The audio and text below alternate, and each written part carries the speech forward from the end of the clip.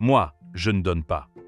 Kezia et sa famille vivaient à Lusaka, en Zambie, où son père était directeur de la GCV au niveau de l'Union. Un soir, pendant le culte familial, le père de Kezia a encouragé tout le monde à rendre fidèlement la dîme et à faire des offrandes régulières et systématiques. Il a ensuite expliqué que la régularité dépend de la fréquence des revenus et que la méthode de restitution des offrandes suit un système proportionnel. Dans la prière, a-t-il dit, nous nous engageons à donner un pourcentage de nos revenus en offrande à Dieu, et nous le faisons à chaque revenu ou augmentation. Avant la prière de clôture, Kezia a fait signe qu'elle voulait parler. Papa, as-tu dit que nous rendions tous la dîme et que nous donnions des offrandes? Lorsque son père a répondu « oui », elle a secoué la tête et a repris.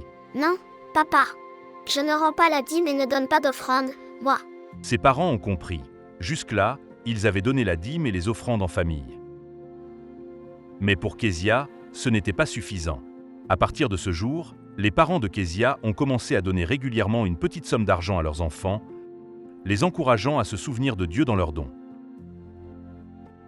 Ellen White dit que les enfants ne devraient pas se contenter de demander de l'argent à leur père ou à leur mère pour le donner à la collecte, puisque cet argent ne leur appartient pas. Ils devraient plutôt se poser la question « Vais-je donner une part de ce qui ne m'a rien coûté ?» En donnant régulièrement de l'argent de poche aux jeunes et en leur apprenant à faire des dons, nous les aidons à apprendre à donner, non pas par simple impulsion du moment, ni selon leurs sentiments, mais régulièrement et systématiquement.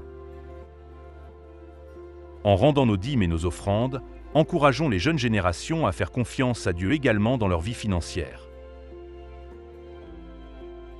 Puissions-nous mettre nos désirs en dernier et Dieu en premier.